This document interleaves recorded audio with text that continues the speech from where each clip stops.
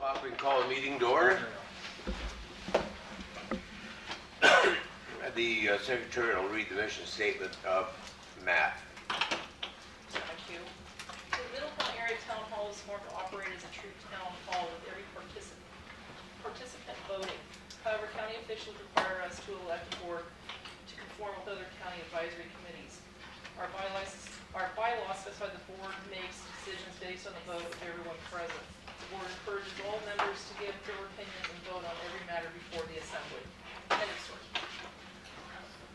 Okay, for those that haven't been here before, I'll make it easy for you. Anyone can come. Anyone, when you sit down in your seat, you're eligible to vote. You don't have, there's no requirement. Come 1, 2, 5, 10 times. If you come, you can vote. And everyone gets one vote. The board of directors gets one vote, and they have no more power than each one of you out there. So, that being said, I'll call for a motion to approve minutes of the previous meeting. Make a motion we approve the minutes from the last meeting. Second. All those in favor signify by saying aye. Opposed, same sign. Hearing no objections, minutes are approved. We are required to have public input and we limit it to 3 minutes to each person. You can speak on any issue except those issues that are on the agenda. So any issue you want to talk about, you can just have at it and you get to speak for 3 minutes. Since Linda Deal-Darms is having a thrombosis, I'm going to start with her over here. Okay, Linda, you get 3 minutes. Time's up. Wait. I'm Linda Deal-Darms, and thank you for electing me to the board. I really appreciate it.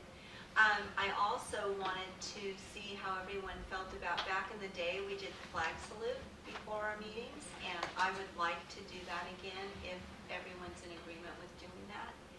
And that's something that I don't know if has to be on the agenda or not. And then the other thing, What was it? flag salute. Pledge allegiance to the flag or? Yeah, Okay. that's the flag I salute. think it's a great idea. We have a flag. Well, we don't have one right now. Boy Scouts have one in here. Yeah, I got Boy Scouts too. We could ask them if we could borrow it. I'm Sure. That'd be okay. Oh, that would be great, thanks. And then the other thing is, I know everybody's been really stressed and everything with what happened with the fire. And I know Margaret's doing a great job in trying to keep up with everything. But personally, I would like to see the minutes if we can before the meetings. I don't know how everybody else feels, but I would really like to see them prior to the meeting. So that's my public input. Thanks. So Margaret, you didn't get the minutes I've got, prepared in time, so you're going to have to commit suicide tomorrow morning at daylight. okay, great. Can I say what I was saying? No, your You still time's have up. time, she's got I time. still have time. She has time. I just wanted to tell everybody, we lost our home in the fire as well. And the last 2 weekends, we've been planting, and that feels so good. So I don't know if other people want to do something like that, but it really made my husband and I feel like we were taking back ownership of our space.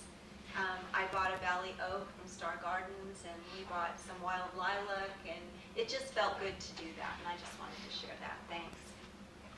Anybody else have anything to say? 3 minutes. Speak on any issue. Yes, ma'am.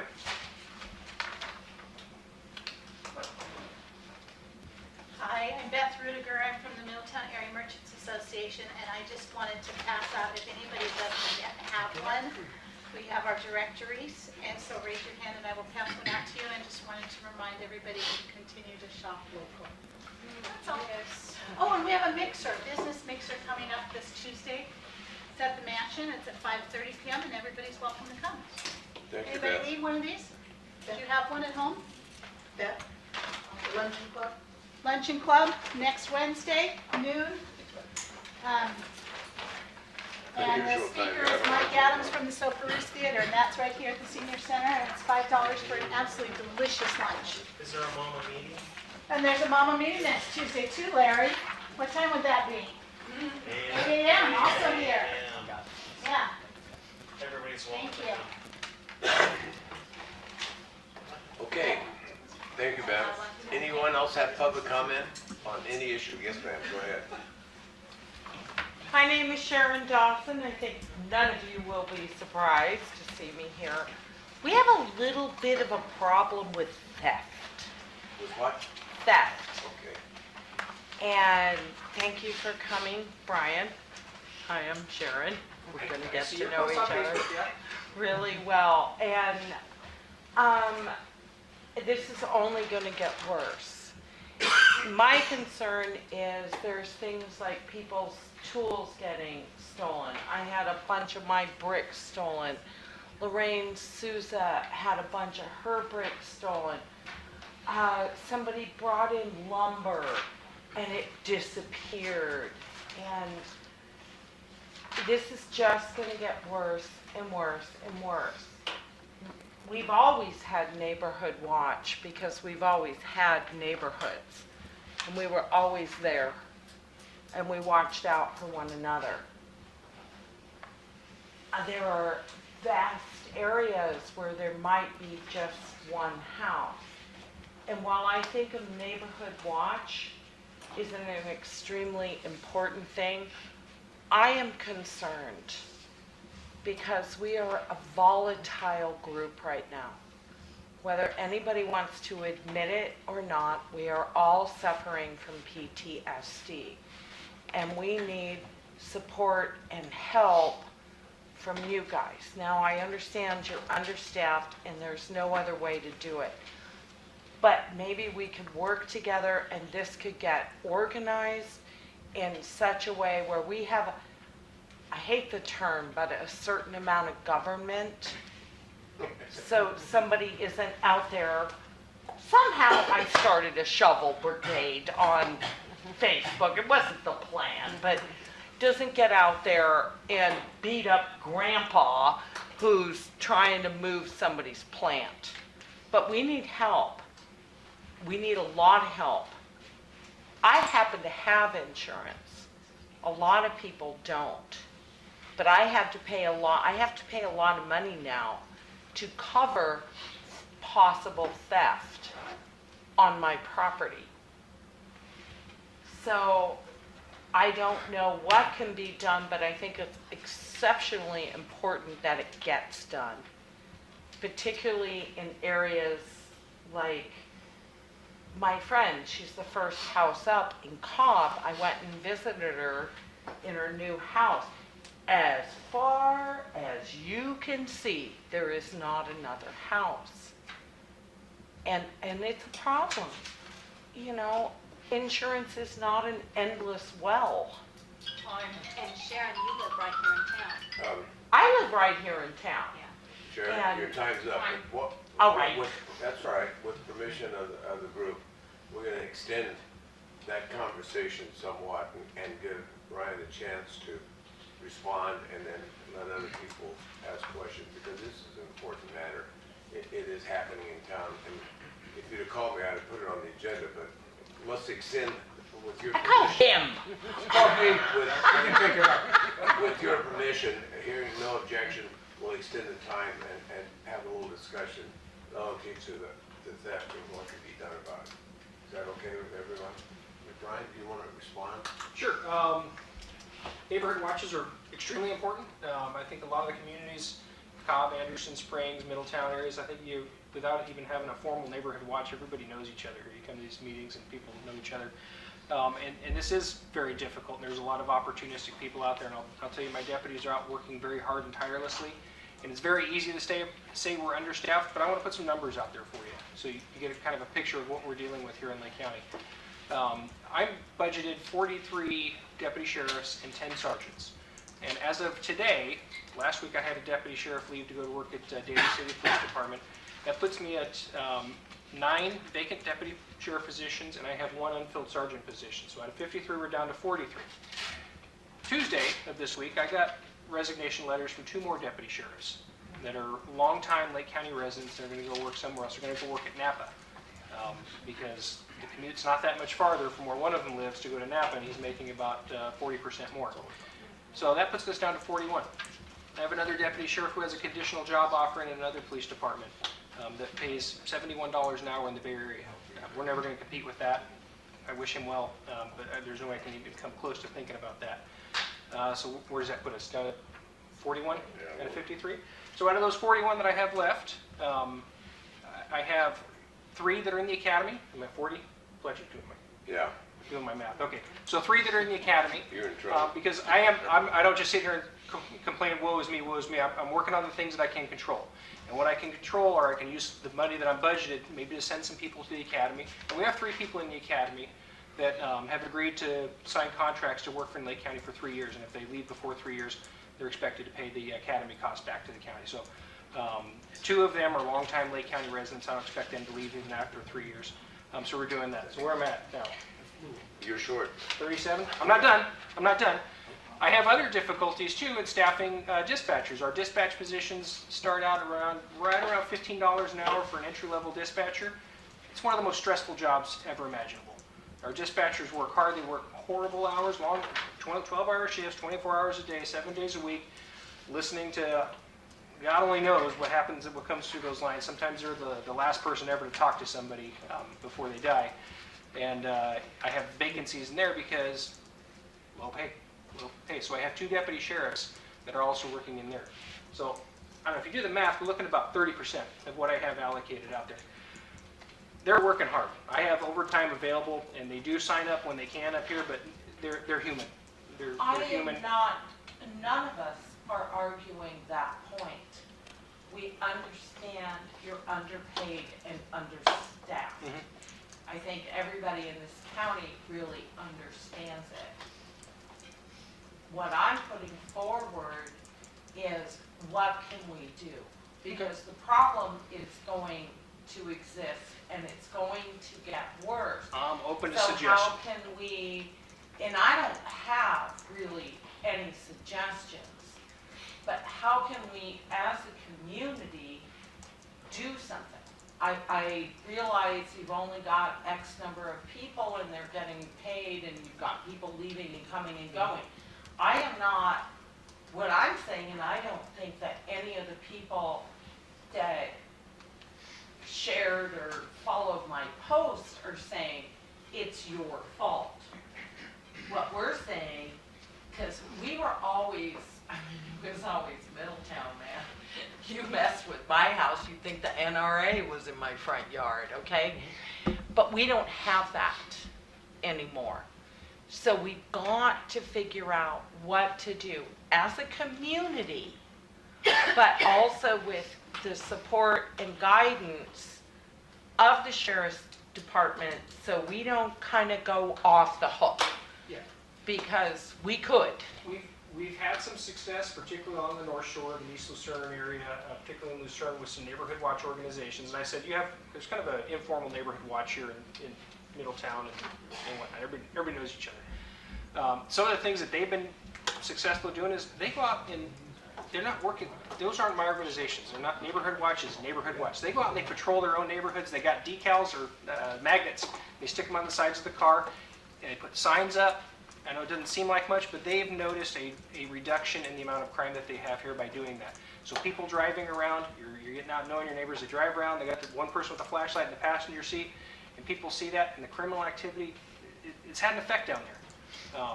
And that's, if you're looking for community solutions, that's a good one.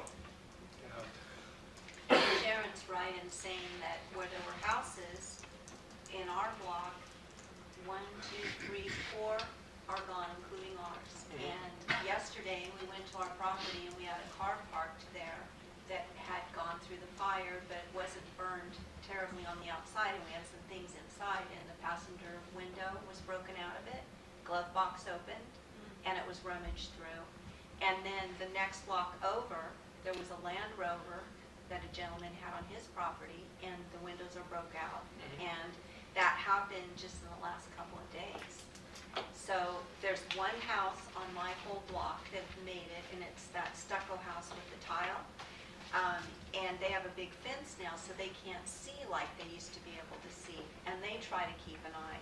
But I'm thinking it's probably a good idea to organize some kind of a neighborhood watch, because there are some people who are night owls, and there are other people who are morning people. And maybe we could do something like that just to drive around the streets Morris? A question, were those reported to the sheriff's? Yes, it was, Oh. and I was asked if anything was stolen. Well, we don't remember what was in the truck, in the car, so I don't know if anything happened. I did report it. We also had a gentleman who tented on our property, and we go down there and he has his tent pitched, and he was gonna live on our property.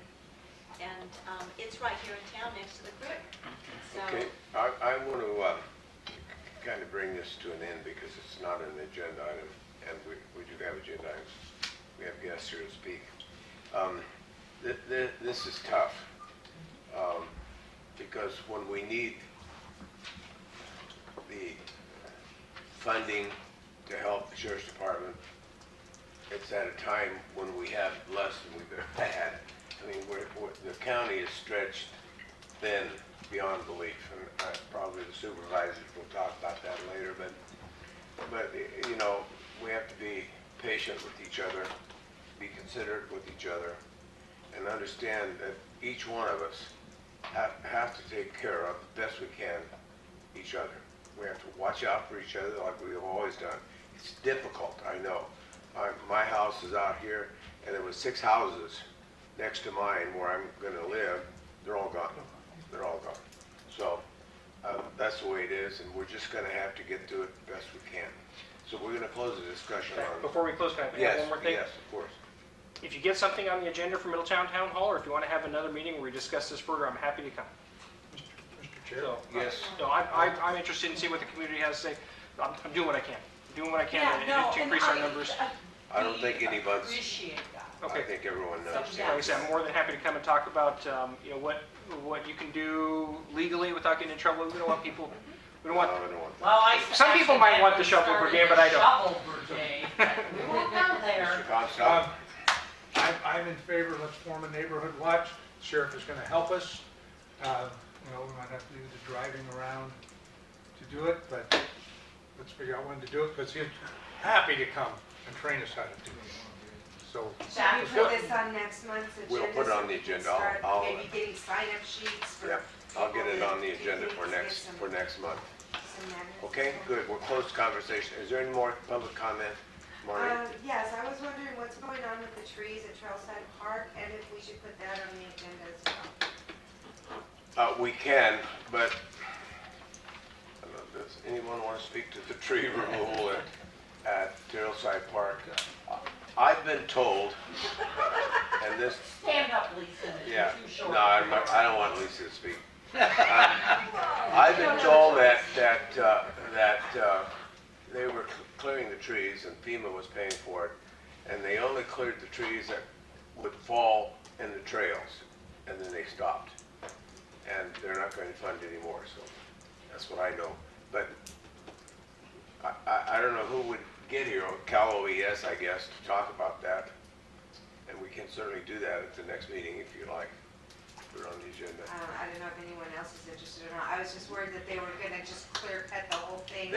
They basically gonna clear cut the whole thing. They're all The dead. pines I understand. The pines are all dead. Yeah. well, I'm gonna invite the Parks and Rec guy. Yeah, Parks and Rec are dealing with it. They are doing what they can and to the extent that they can, and the Central Trail will be clear, and EcoArcs will happen this summer. And then as far as the other areas go, what he told me was, you know, we'll put up hazard signs, like once they're off the trail, so that people don't necessarily go and walk everywhere. So we'll see. It remains to be seen how it all turns out. okay, good, thank you. Any more public comment? Yes, Mo. One last thing, just for employment wise, tomorrow there's going to be an intake. It's through Northern California Indian Development Council. If you've been out of work since fire, I think you got to be out of work 12 to 15 weeks. They're doing intake up at the EDD office up there. It's the one-stop. I think it's 51st Street, I think is what it is. It's right down by the water. 55. I thought 55. All right.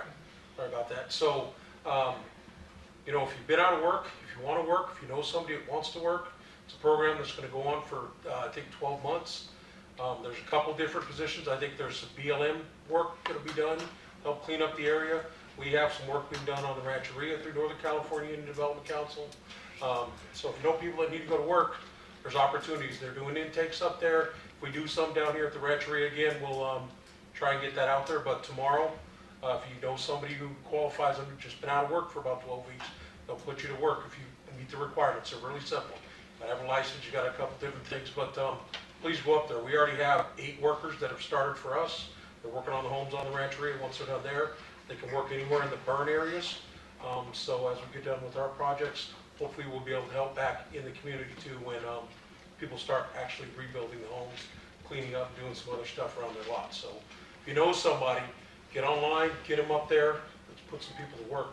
I think they can hire, between human development and NCIDC, I thought the numbers were somewhere in the area of a couple hundred people to work for the next 12 months. And I think it's $15 to $20 an hour depending what your skill bases are. So they're great programs. If you know somebody, send them up there for the intake, and they will let them know if they're available now or if they're available for the next session.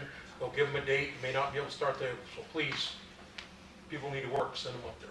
Thanks, Mom.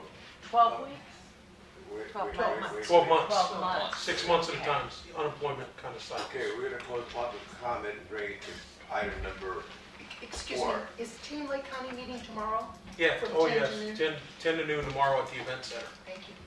Okay, Supervisor Farrington's here, and I ask Margaret to introduce the agenda item. This was her agenda item, so.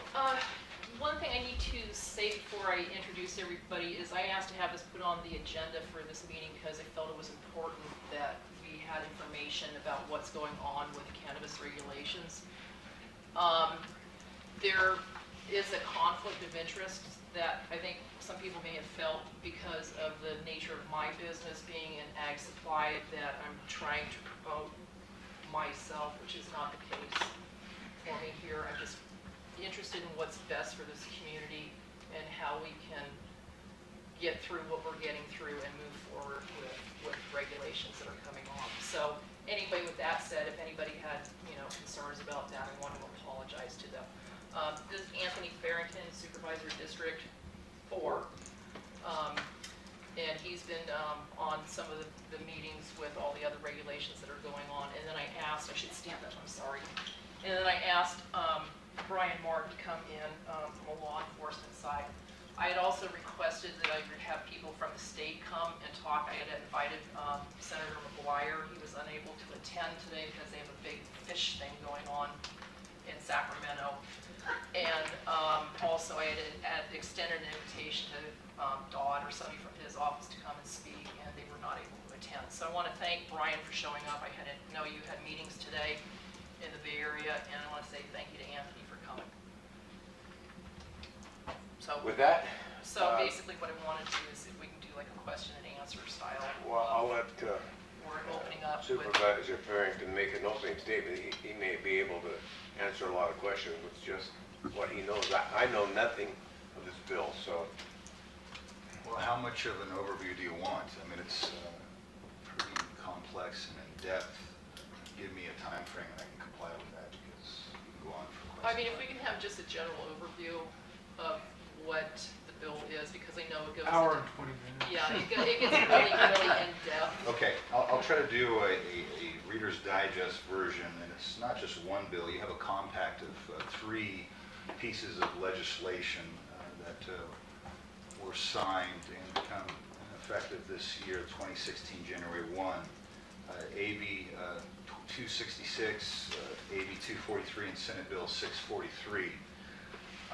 If you go back to the Compassionate Use Act, Prop 215 passed by the electorate back in '96, which was the first step towards medical marijuana. There was a lot of questions that were not answered in terms of a statewide framework that's created a very, very problematic approach for local governments with this piecemeal approach of not having uniformity throughout the 58 counties. 2 of the pieces of legislation, I don't want to get stuck in the numbers, but what it allows it to do is allow state agencies to become more involved with the regulation of medical marijuana. Department of Food and Ag, for example, will be a key player at the state level. Department of Public Health, Department of Pesticide Regulation, and the Department of Fish and Wildlife and Water Resources Control as well. One of the pieces of legislation also forms a medical marijuana regulation bureau. So you're going to have the first Bureau of Medical Marijuana Regulation that's going to be a centralized state agency. And if you've seen some of the recent headlines, they've appointed the first czar, if you will, of medical marijuana, who will be running that bureau. The acronym, which some people laugh about, is called BUMMER. Bureau of Medical Marijuana Regulation. So those people that are in the dark, that are going to be looking to come into the light, literally for growing cannabis, have to deal with the BUMMER agency. And one of the things that these legislations do is through the Business and Professions Code, it allows cities and counties or local jurisdictions, to make it simple, to adopt local ordinances so that there's a local legislative vehicle to exercise and preserving the police powers, which comes into public safety with Sheriff Martin and for Supervisor Comstock and my colleagues on the board, exercising our land use jurisdiction, whether it be looking at protecting ag, rural lands, the watershed, quality of life that we all hold near and dear to our heart. These legislations respect those powers, which is important because it gives you folks the ability to reach out to elected leaders like myself, Supervisor Comstock, our sheriff, and help shape these ordinances. What's important is that local communities actually adopt their local bodies of law so it's not deferred to the state. Because if we don't move forward and adopt those bodies of law here, then you're having state legislators in Sacramento dictating what it looks like on the ground here in Lake County. And that's the fish story that you'd be dealing with there, is the fish in Sacramento. You talk about fish. There's a number of licenses that are approved through these three, the legislation. It has to do with indoor growing, outdoor cultivation. The maximum, just to give you a kind of a framework at the state level that these legislation approves, is an acre, up to an acre outdoors of cultivation of marijuana, 44,000 square feet change. Indoor, a maximum of one of the licenses is about a half an acre or 22,000 square feet. You'll have licenses that will be issued by the state that have to do with the manufacturing, for that of edibles, also from intense oils, and some of the manufacturing provides for high volatile solvents. One of the things we're doing in an ad hoc committee, the recommendation of the Sheriff's Department, Sheriff Martin, is maybe looking at prohibiting any type of manufacturing that contains volatile solvents. In addition, there's going to be transportation licenses, there's going to be nursery licenses, distribution licenses, and different type of testing requirements and licensing that will be as part of this process as well. There's some changes as it relates to who's qualified. Historically, looking at Prop 215 and SB 420, which was kind of an attempt to clean up some of the Compassionate Use Act. Collectives were required, and cooperatives, and you needed to have a recommendation or a script, as you may have heard that jargon. There was always kind of this misnomer that you automatically had 99 plants, and really what was going on with the written recommendations was 99 was to avoid kicking it up to the 100 above threshold, which should be more punitive at the federal level for criminal sanctions, if you will.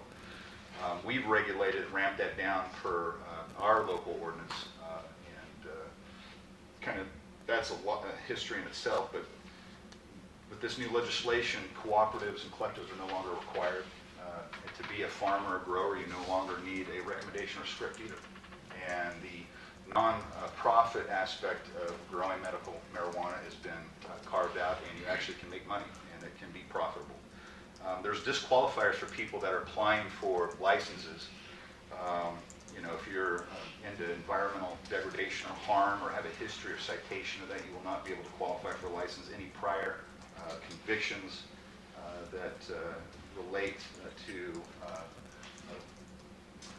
and I think felonies are part of that as well, but also looking at some of the felony convictions, transportation of cannabis, sales, and manufacturing. Another person or individual that cannot qualify for a license would be a physician who also provides recommendations or scripts. And if you've had a history of either being fined by a state agency or even locally having been sanctioned, if you will, for unlicensed or unpermitted activities, you'll lose the right to apply for a license for 3 years. There is an exemption in the new legislation, and that's carved out for patients that have recommendations in script. They're allowed to be exempt or not subject to the licensing requirements, but they are to cultivate less than 100 square feet, so they can have as many plants as they determine or meet their personal needs, but it has to be within that 100 square feet parameter. In addition, primary caregivers with 5 or fewer can grow up to 500 square feet, and my understanding is it can be either indoor or outdoor and not triggering the requirements of license. In addition, as I indicated, one of the licenses is transportation, and so moving the product from a licensed grower is going to require a licensed transporter. And everybody that's going to be in the stream of commerce is going to have to be licensed, and that gives kind of this checks and balances and allows the regulation, the bummer agency, and our local authorities, the district attorney, the sheriff, the police, and to follow the chain of commerce with licensed to licensed individuals. And testing is going to be part of that. A distributor, it's almost like alcohol, to help move that and plug in the marijuana to retail storefronts or dispensaries will be part of that process as well. The new rules also provide, which I don't think is enough, but it does, the dispensaries for the retail side are to be at least 600 feet away from schools. What does all this mean to you is that our board here at the local level is providing a leadership role, and we have been. Last year, our staff, myself, and our board provided input in a Northern California Summit on marijuana cultivation as a policy statement. That is a collaboration of Northern California counties, Lake, Mendocino, Sonoma, Del Norte, Trinity, Humboldt, Mendocino, and we developed policy statements that actually were incorporated to this legislation that was signed by the governor. And I had brought that item back to our board, and it was approved unanimously. And I think this will be a good launch point for our discussion. Is when I present it to the board and Supervisor Comstock will recall this, it's not about taking a position about whether you're for medical marijuana, for a ban, or if you're for legalization for recreational use. It's about looking at the handwriting on the wall, knowing that the state of California is moving towards legalization. Looking at it this next year, you see it in surrounding states of Washington, Oregon, and Colorado. It's going to happen. The polls are there. The initiatives are being launched. So my presentation to the board was it's not about your feelings personally and also in the interest of the public as to about against legalization or for. It's knowing what's coming down the pipe. What are we going to do? And when I say pipe, I mean some humor in that. Just being blunt. Pipe or pipe. And then making a decision based on policy, what's best. And our board was unanimous, even though we're divided kind of perspectives on this issue. It's about local control. It's about protecting the watershed and the environment. It's about getting growers, illicit legal growers, out of the public lands and the cartels. It's about bringing those local individuals that are not compliant to make them compliant and give them incentives to do so. And this policy statement, as I said, also it has a kind of a discussion, a policy statement where you actually have like if you're familiar with wine, an AVA, like a wine region, like Lake County's an AVA. You've got Red Hills, you've got High Valley. Also, this legislation provides for the ability for different growers to actually have appellations of marijuana. So you would have Lake County grown, Humboldt, and it happens within that area. And also the other big thing is that taxation and revenues. You've probably seen the record B. Senator McGuire is a leader in this issue, is looking at an excise tax of at least 15% of the point of sale. These legislations allow us to look at imposing taxes. And so when we're talking about public safety, neighborhood watches, an underpaid sheriff's department, not enough staff, well, here's a chance to do it right, to actually realize a export, and I hate to say it this way, but there's an export of capital and wealth that takes place here in this county with illegal growing that have total disregard for our environment. Here's an opportunity for us, and this is the position that I have, and I hope the other board members share this, to legitimize some of this process, to actually tax it and regulate it, to take those monies and invest in public safety, invest in the infrastructure, protecting the lake and the environment. And also for those board members and people who have concerns about marijuana being a kind of a gateway to other use, you could take some of this money and invest in our youth and for programs, athletics, recreation, and education. Here's an opportunity to really make this work for us, because right now it's not working. The system is broke. So my goal, and I believe the sheriff and our ad hoc committee that we formed, that's representative of the sheriff, myself, District Attorney Don Anderson, Deputy Attorney Rich Hinchcliffe, our Department of Ag Director Steve Hajic, our County Council, we have Department of Health and our Public Health Officer Dr. Tate, some of the Sheriff's Department staff, Rick Well in Planning. We have this group that's working through this law, looking at making recommendations for our board with a very ambitious target of trying to get something at least in place this year, maybe even sooner before this grow season. But then looking long-term at potential legalization and taxation to benefit the county as a whole. And that's where you all come into this process, is when it's before our board. There will be public input, ample opportunity. And for any taxes, it will have to go to the electorate, complying with the state constitution, Prop 218. But I have feel pretty optimistic that we're going to support as a community taxing this crop and regulate it. I feel very optimistic about that. So that's my opening remarks, and I hope that allow us to engage in the Q&A. As we think about the questions we want to ask, make your questions succinct, if you would. Don't drag them out. We don't want statements. We want questions, so that Ms. Burns can answer them the best he can. Okay. So, yeah. Anybody have questions? Mr. Chair? Yes. If I might just take a... Absolutely. It's been no secret that I have not been a fan of this product. Well, most of you probably know that. But I'm a realist. I'm a history buff. We banned alcohol sometime in the 1920s, and it didn't work. A lot of people really rich killed a lot of people. And then it was repealed. And it's taxed heavily, it's regulated heavily. And I've said for a long time that that's the same thing that needs to happen with marijuana. It's not going to go away. Whether it's good, bad, or otherwise, it doesn't matter. It's here, and it's not going to leave. So we need to get it in the mainstream, bring it out of the dark in the mainstream, that it's regulated so that those crappy pesticides are not used. They're destroying the watersheds and the environment. That the right things are used, just like with the alcohol industry. The wine industry is heavily regulated. And they're, what chemicals they use on it, they're regulated. Same thing needs to happen with cannabis. And to regulate it, tax it, and make it part of the system is the only way that's going to work. I said, am I a supporter of the product? No. Am I a realist? Yes, and this is what we need to do. Thank you. I'm sorry, Question? first, can we have, did you want to say anything, Brian? You want I'd love to. Oh. I'd love to. Yeah. Fletcher, can he go ahead and speak? Absolutely. He's got a gun. Fletcher knows how to fight, right? I might need a gun. In my law enforcement career, I never thought I'd be in the room talking about, hey, what are we going to do to regulate and tax marijuana, and I never thought it would be a good idea. Is it possible for you to stand? For me to stand, you don't make them stand up, so I make it worse. But I find myself in looking at this thinking this is a great idea for Lake County. A lot of people on hearing this will think, oh, if you legalize and regulate marijuana, all you're doing is open it up, and we're just going to have this big problem in Lake County. Well, I'm here to tell you, we have a big problem in Lake County.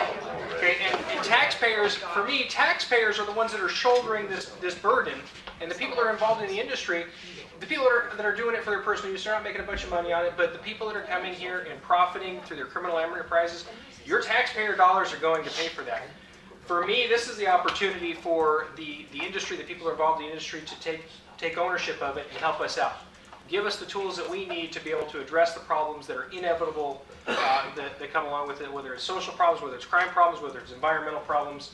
The industry should be paying for it. With that said, we have a medical marijuana cultivation ordinance in place in this county.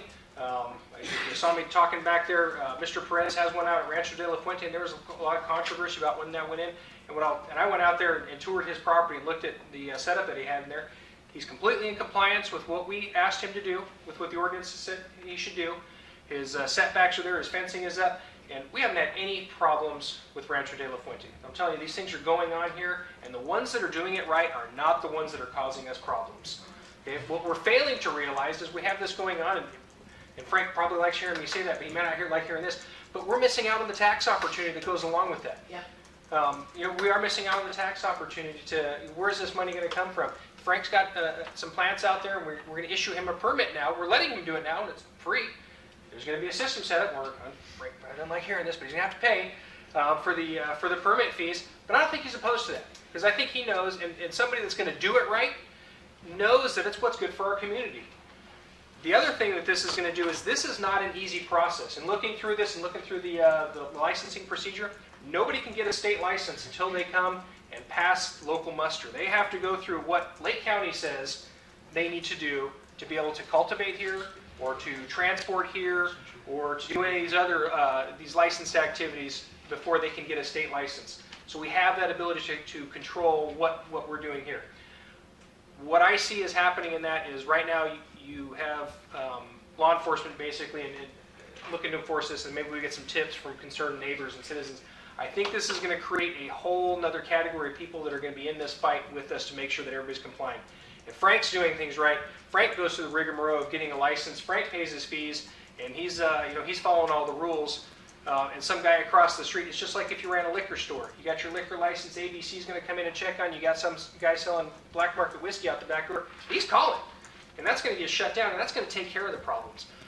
The ad hoc committee has been working very hard. Today we had our presentation of our first ordinance. We're still kind of working out what are the numbers going to look like, how much are we going to charge for these fees. We want to make sure that for the permitting fees, we charge enough so we can support this program, get the employees out there to actually go out and do the inspections and the licensing and whatnot.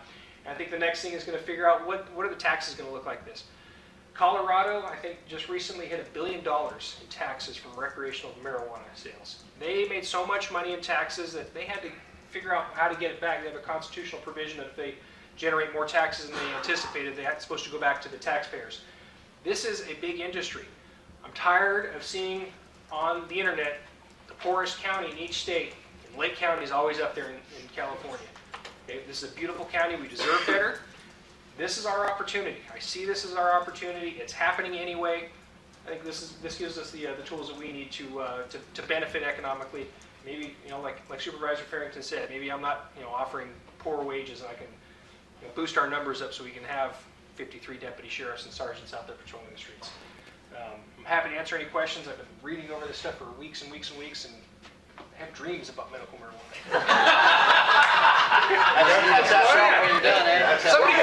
Somebody brought me cookies today. We bought it to go home, and somebody brought me a box of cookies, and my friend goes, "What's in there? Is that evidence?" No. Any questions? Yes. Supervisor Farrington, a couple of questions related to the legal side of some of these things, and I'll sort of combine them and you can respond. Along the lines of what you're talking about, bringing people, from out of the dark, as you said, and I know when they went from prohibition back into legal liquor, and you still have some, illegal things today. But are the penalties for those who don't do it properly and licensed and according to the rules going to change, going to be any stiffer and different than they are now? Do those who are throwing it and raising it illegally, if they don't come out, are they then going to jeopardize the possibility of getting licensed? I would think that would be an incentive for them to do so. And then my other question related to all this is, you talk about how, it's coming, it's happening. And that has to be recognized at some point at the federal level. So is there any discussion or acknowledgement in the new bills about the fact that, the federal government still says it's illegal? I'll begin, and I think the sheriff will be able to kind of provide a kind of a footnote to it. At the federal level, in the purest form of trying to get out of this war on drugs, particularly marijuana, has been, in my opinion, a failure.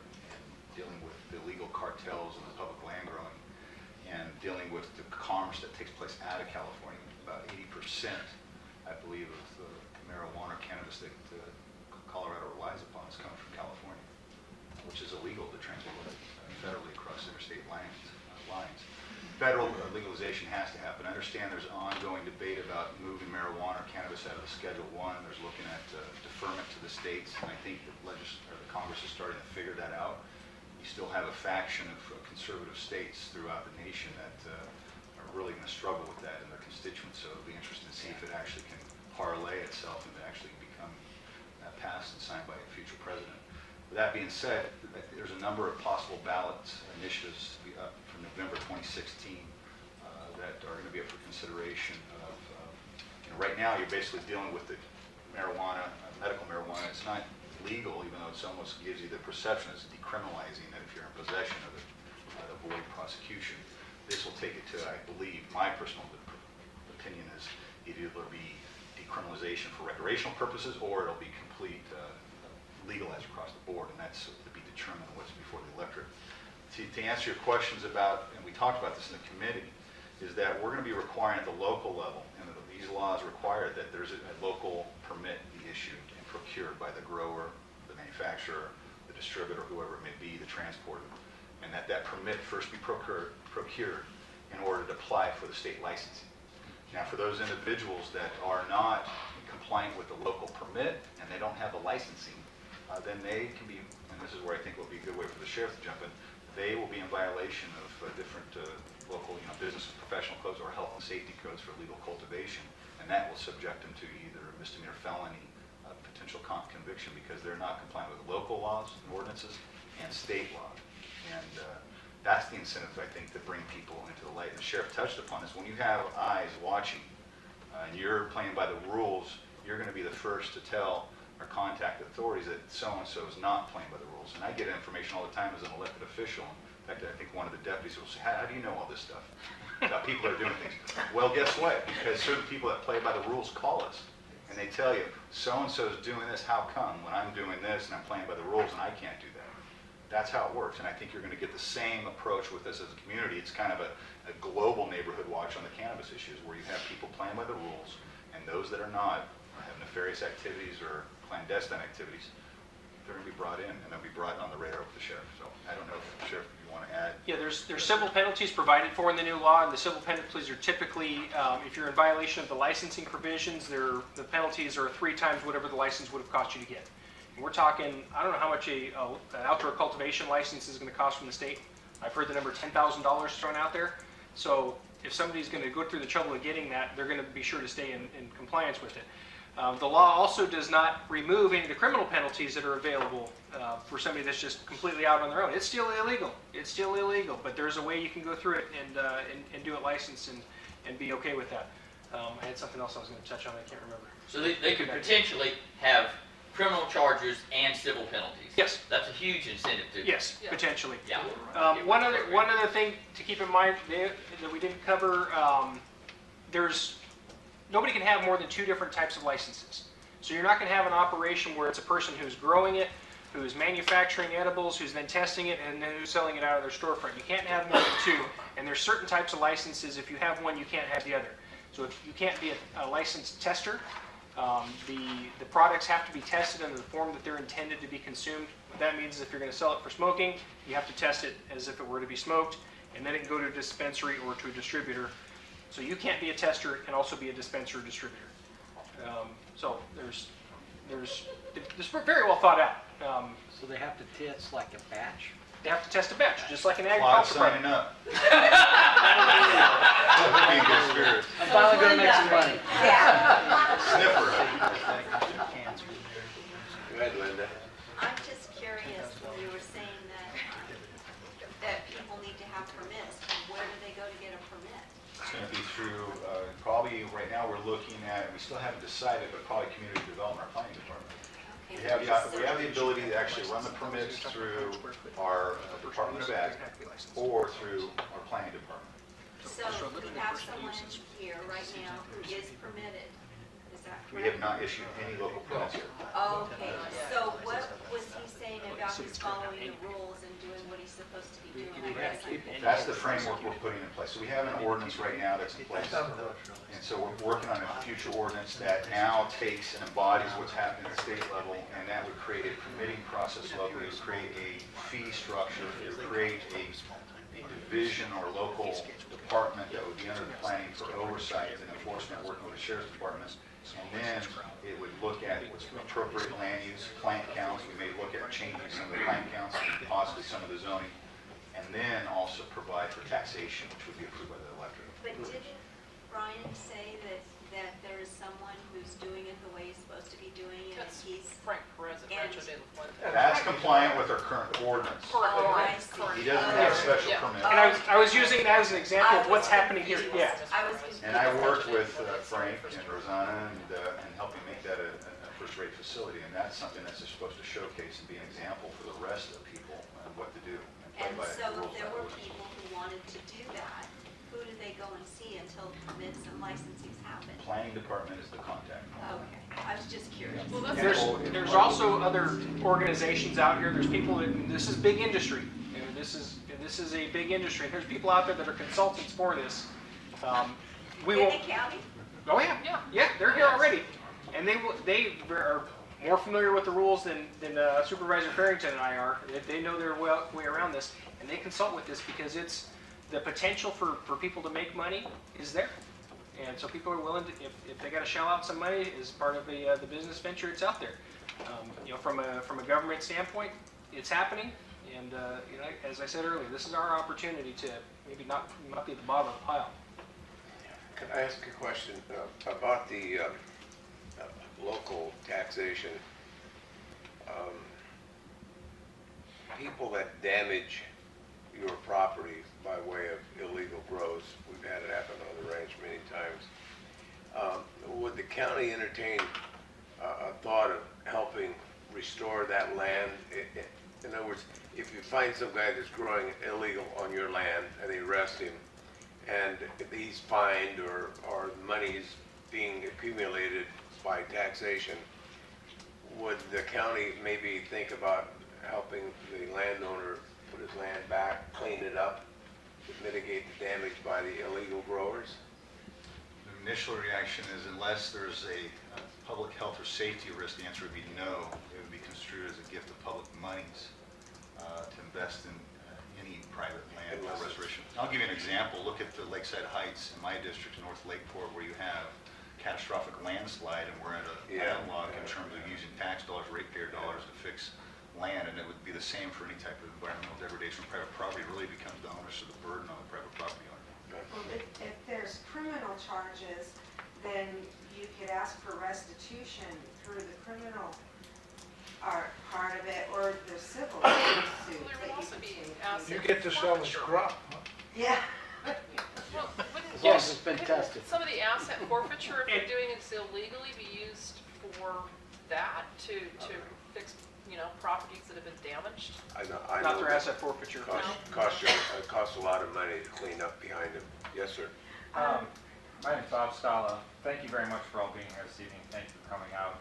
And as a cultivator in the community that's doing everything in its power to get into compliance with the state, right now I'm currently the only ranch that I know of that's actually already been approved by the North Coast Regional Water Board for all of the new cannabis compliant environmental standards that's been issued by the state. There's a hard deadline of February 15th to have that done, and we are the only ones that I'm aware of in Lake County that have done that. This is being someone from that community. I can tell you that I would do everything in my power so that if a situation like that arises that's happened from folks that are operating outside the new landscape, if you will, that my side of the aisle, if you will, comes together to help take care of some of that environmental damage, where it's not coming from the taxpayers and the taxpayer dollars. It's coming from within our industry. I'm sure in other industries, if you know, a vineyard sprays a pesticide and it gets too close to something, you know, they come together to restore that person's land. And I mean, I know that might sound all fine and dandy and like a pipe dream, but I know that there's a lot of individuals in my shoes that want to do whatever they can for Lake County and the people in Lake County. And you know, maybe it's not can't restore the whole property, but we'll sure as heck can do what we can to be good stewards of the land and, you know, good citizens of the community. Thank you. Marlene? In the past with the grows and stuff, we've had problems with people going onto the grow land, stealing, people getting shot. becoming very dangerous. Now, how do they predict this will affect that kind of activity?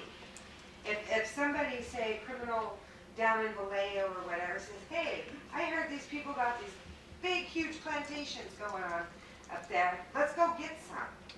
You know, so how do they predict that that will affect, the new changes will affect that kind of activity? Well, I don't know. My initial reaction is, this is very disheartening to see that people kill over marijuana, that there's home invasions. We see it, the sheriff, law enforcement throughout the state. I'm hopeful, this is just an opinion that I have as a layperson, that at a policy level, that bringing an industry and legitimizing an industry lessens those home invasions and the crime, especially when it becomes legal and it's purchased at the storefront. It's accessible, and I think it changes the whole market. And that doesn't mean avocados are still expensive, doesn't mean people don't steal avocados and do things that they shouldn't be doing. It could happen. We're going to look at security. I think one of the things we're looking at is required fencing, surveillance, hot wiring probably, security measures and surveillance is going to be, looking at the environmental stuff is one thing, but then also looking at the public safety and security aspects is going to be something we're also going to probably be putting in this ordinance. So if the sheriff wants to add to that. I would say those things are happening already, and this isn't going to stop them. But as Supervisor Farrington said, hopefully it'll cut them back a little bit. We had our countywide law enforcement chiefs meeting today, and a representative from Clear Lake was there, and they had 6 homicides in the city last year, and 5 of those had some connection to marijuana cultivation or the marijuana industry. One was a family dispute. It's as long as it's profitable, there will still be some violence and motivation. Greed attached to it. If there's greed, there's going to be violence, and this isn't going to take care of that. There's not a perfect answer, but what I will say is it's happening already, and and some of the revenue that we can generate from this will help us address those issues as well. No issues at Rancho de la Fuente that I'm aware of. Yes, ma'am. So, Plastic. Just a question, because there is so much lack of education in the difference between weed and medical marijuana, and there is an extreme difference between the two, between the THC and the, come on, help me, it's C something or other. Cannabinoids. And, okay, which is actually saving my best friend's life. Is there a plan for public education in all of this? Because I think if people understood it's just going to make you feel better, you're not going to be swinging from the chandelier or whatever people think is going to happen, it might eliminate a lot of that. Is there any plan for actual education for the public to really understand what the legalization of medical marijuana is and what's being grown? Well, We're not talking about medical marijuana being legalized. It's already legal, isn't it? No, medical marijuana is not legal. It's decriminalized. Decriminalized, okay. One of the things, kind of the backdrop to your, I think, is a response is that, and I left this out, medical marijuana or cannabis under the legislation is considered an ag crop now. That's the other thing I forgot to disclose in all this. It's considered an ag crop. Our ordinance has the ability to direct money, so long as it's approved, the tax dollars by the local electorate. And education, as I said, for our youth is a component. An education aspect between the recreational and the true medical benefits of something else can be rolled into it, I think, is the answer to your question, if I understand it correctly. It's at the pleasure of the board. When we craft this ordinance, part of me looking at this ordinance, forecasting revenues coming in, could be 500 a plant, it could be 1,000. I think Mendocino County is 1,000 a plant. It's a lot of money. But you also got to make sure it's balanced with what the state does, because if you make it too financially hard for a cultivator, there's no incentive to be legitimate. So you got to make it very fine line and find that balance. But through that process and realization of those revenues, the ordinance that the board adopts, which doesn't have to go before the voters, it can funnel a certain percentage of those tax revenues for public safety purposes, code enforcement, abatement, and that kind of gets into the environmental. There's certain things that we can do if health and safety is at risk, and like the water body, for example, where we could go in with these monies and restore that environment to protect the water. So I don't want to mislead you that it's not possible. But just for strictly cleaning up a person's property, that's not going to happen. So to answer your question, yes, there could be things that we can do to educate the CBDs and the THC, just so people are there just for the high of it and the psychoactivity that they get from it. But A lot of that education is going to come from the industry itself. That's where I've learned most of my stuff, from the people that are involved in the industry. They explain the difference between the psychoactive effects of THC and the therapeutic effects of cannabinoids. Sound like I know what I'm talking about, but I just listen. I learned it from people in the industry. They're interested in getting that information out. So the information will be out there. A lot of the education, I think, is going to the education that's going to come from the proceeds is probably going to be focused into our schools in drug use prevention. This is no way an endorsement for me as for a legalization, because I want to keep it away from kids. My feeling is that medical marijuana shouldn't be available to you until you're 25, until after your brain's fully developed. You shouldn't be able to access it in any way. That's just my opinion. I want to do everything I can to make sure it stays away from kids while we're doing this. Go ahead, Claude. Sometime back, a couple of years, there was either an ordinance or a discussion in regards to the resale of marijuana storefronts and where they could be located. And other than, all I've heard is the 600 feet here tonight. Does that change? Is that part of our current ordinance, or? dispensaries are still not allowed, but we are going to be looking at that probably after the cultivation ordinance. Right. And or then at future. one time they were talking about putting it like in certain zones where. Mapped. We've had different supervisorial districts that were mapped. There were certain board members that did not want a dispensary, so Supervisor Comstock and Supervisor Brown were very clear that they didn't want one. I was open to one, maybe contingent upon certain standards being met, and at the time Supervisor Rush, I believe, was as well. That probably will change now that this playing field has changed a little One bit. time you guys were talking about like industrial zone type areas and all that. But you still have them in the city of Clear Lake. There, I think a couple are permitted there. Right. Just an unincorporated area. They're banned right now. Linda? I just want to understand terms. A cultivator is someone who actually grows the plant, Yes. and a manufacturer, what do they do? They can make edibles or oils or hash. Okay, and I get delivery and selling, but I don't understand the difference between these. And there's nursery testing.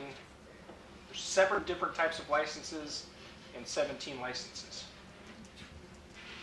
Sounds like you're quite concerned. I just didn't know. You can get back to the manufacturer, and I think some of the manufacturers use flammable or volatile solvents, which can cause catastrophic fire. Living through what you guys did, I think you support the board banning that across the board. For sure. To make high concentration THC products. Honey oil is an example. There's a method where you can use butane to run butane through the plant material. It grabs the THC trichromes off of it. The butane drips down into a dish. You evaporate the butane off, and what you have left is a very highly concentrated form of cannabis. Sometimes in the neighborhood of 60 to 70%. I'm getting quite an education. Yes, sir. Yeah, that's it. It's extremely. When you hear about these places burning up, if you hear of a honey oil lab exploding, that's what that is. The fumes are going out. They find an ignition source. It's heavier than air, so it settles down there. Somebody flips on a light switch, a thermostat kicks over, somebody fires up a cigarette, and next thing you know, you have an explosion. We had one in Lakeport, I think in 2013, where a guy was in a hotel room. He was cooking up a batch in his hotel room. It exploded, caught him on fire. He ran outside where he was still on fire, and his adrenaline was going so much that he jumped in his car. He made it all the way to Redwood Valley and crashed. And the cops got called to him walking down the road, and he burned, still smoldering, and he died 2 days later in the hospital. So we don't want those. Go ahead. Yes, sir. You have a question? That's okay, but go ahead. One last question. Has land use zoning been considered at all at the ad hoc committee? APZ, RL, TPZ, et cetera. Has that been a point of discussion? I can't report on today, but we have had preliminary discussions about taking the existing ag, possibly changing the plant count. previous dialogue we've had is still keeping plant count 100 or below. Possibly looking at maybe rural lands, but having certain standards and not opening up all of rural lands, because you don't want the entire county inventory to be opened up, because that creates policing and enforcement problems. AP zoning is the other thing, so possibly ag, APZ, and then maybe rural lands that have permanent dwellings on it away from a watershed. This is me speaking as an individual board member, and or close proximity or contiguous to ag, and the lower elevations would be something for consideration. But rural lands, for example, way up in the upper mountains, I think that right now, because you want to be careful, you're going to have this kind of flood of people and applicants. We have limited resources. We're going to be ramping up our board, and I don't know if the other board members support it, but the concept the committee's looking at is using some one-time reserves if it's available. Everything's getting depleted with the fires, though, to be realistic. But we're going to need some, not another pun, but maybe a seed money, where we help get some of the operations up and going for compliance at the local level. Okay, one more question. Mo, can I have one? No, I just want to make sure that we do address those extraction, the bombs is what those things are that those guys are setting up in their houses with the butane, man. And I know they're here in the county, people are ordering those things. They're building some of those things out of the 5-gallon tanks. And yeah, I'm hoping when you guys do address that, that's a severe crime, because that is a definite hazard. It's a felony. It's the same as a, it's the same crime as, same crime as running a methamphetamine lab. Good. I want to ask Very big concern. Supervisor Farrington one question. On a timeline, Tony, what do you think could get all of this, if it moves forward, all of it, with public input and all that? Well, I think it's going to be a living document, and after I step down this next year, my successor and the rest of the board, they're going to be dealing with this every year, and it's going to be some tweaking that's going to have to go on, I think, with the local ordinances. My goal, getting ready for taxation on getting something before our local electorate in 2016 was to try to get some changes done to our current ordinance, which is Article 72, making those changes, getting it before the Planning Commission and our board, and hopefully having it adopted before planting of this year, which goes into May. That's an ambitious schedule, but I know if you don't have an ambitious schedule, then that schedule, especially in government, moves on and on and on. So ideally, I'd like to get something before the Planning Commission in late March, hopefully get approval, get it before a board. It takes 30 days to adopt, and by May 1, have a local body law that has some changes to it, getting ready for taxation in November. Will the county and our representatives push the state for our local control on our ability to modify whatever they do? And I'm not sure what they're going to do, but we have the ability to do our own zoning, our own area planning and all that within our general plan. In my opening remarks, I alluded to that the legislation is very important, that part of this policy statement, that local police powers remain intact. And that's what is still in place with local jurisdictions being able to dictate land use and cultivation. One of the other things that the committee's going to make a recommendation is that we limit the number of permits that we issue. It's not going to be a free-for-all. It's not going to be everybody that wants one gets one. We recognize that this is going to be taxing on our resources, and what we want to do is we want to make sure we don't start this thing out where it's too big and too unwieldy that it gets out of our control in the first year.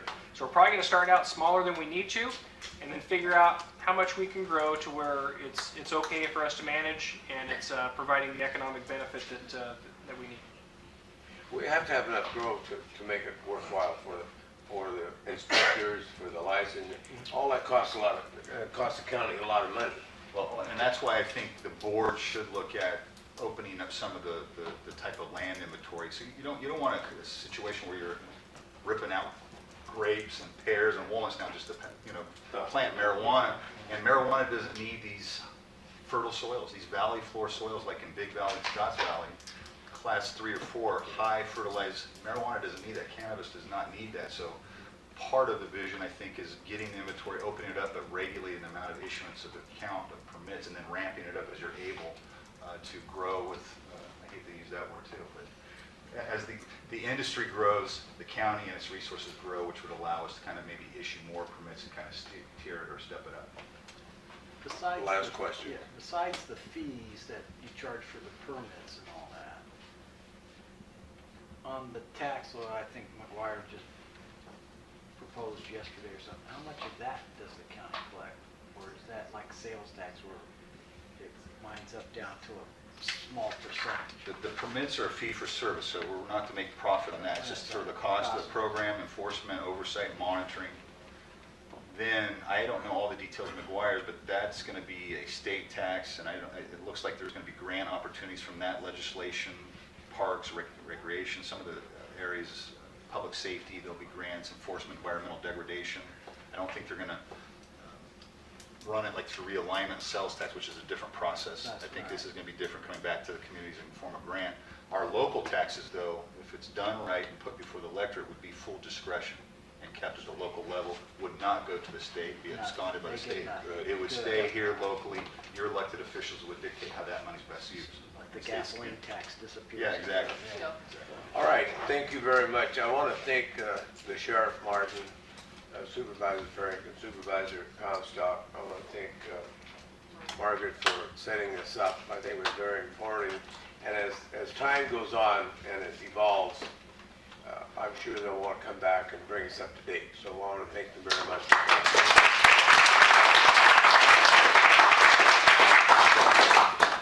We have about 3 very quick items that won't take long. And first one is item 5, chili cook-off. You know, each year we hold it. We're going to hold the chili cook-off again, which benefits the senior center.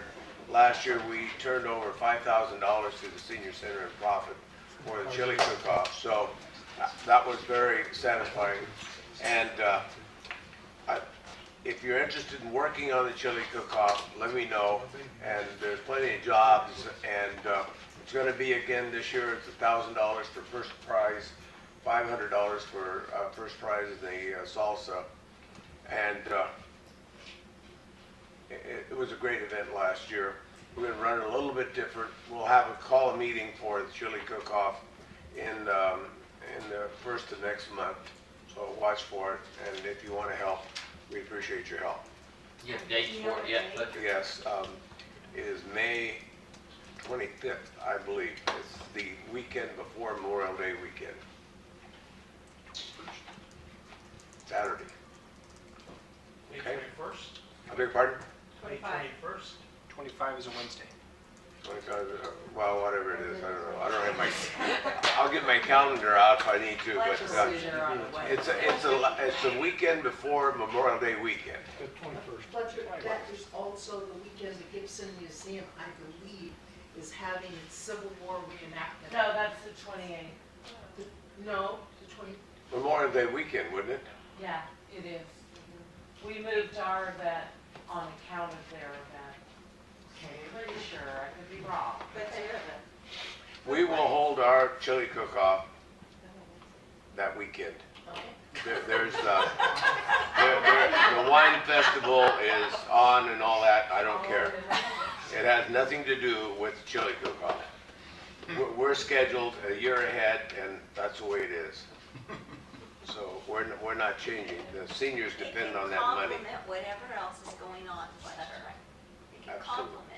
Absolutely. There you go. Okay, that's enough for the chili cook-off. Thank you letters. The chair would like to have permission to write thank you letters to people that have donated money and things to people around the area, the ones that we know of. If you know of someone that's donated that we should send a letter to, please let me know if it's okay with you that I do that. And if I don't hear any objections, I'll assume that it's okay to write a thank you letter. I know one guy down in San Ramon sent up 3 loads of hay, $2,000 in gift cards, and we don't even know who the guy is. I mean, just wonderful people that we ought to send a thank you letter to. Who do we let know if you know of somebody that should get one? You? What's that, beg your pardon? Who? Inform if you want to send out. Yeah, let me know and we'll send a thank you. The Mercy Chef's guys that we hear feeding so many people initially. Oh, yeah, there's a long line of them, yes, ma'am. You can check with Karen Jones because she was collecting a lot of names and knows a lot of people. Yeah, I'll talk to Karen, for sure. I forgot to bring this up in the opening. Can I say this real quick? I got a call from the group over in Santa Rosa. I don't remember them, but they're going to be over at the Catholic Church this weekend doing free food, clothing, and jacket giveaway. So if you know of anybody who still needs some assistance with clothing. St. Vincent de Paul. No, it was something housewives. They contacted me 3 times. Desperate. Desperate Santa Rosa housewives. That's terrible.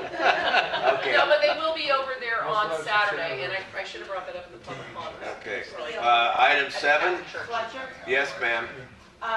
heads up, and then I have to go. What?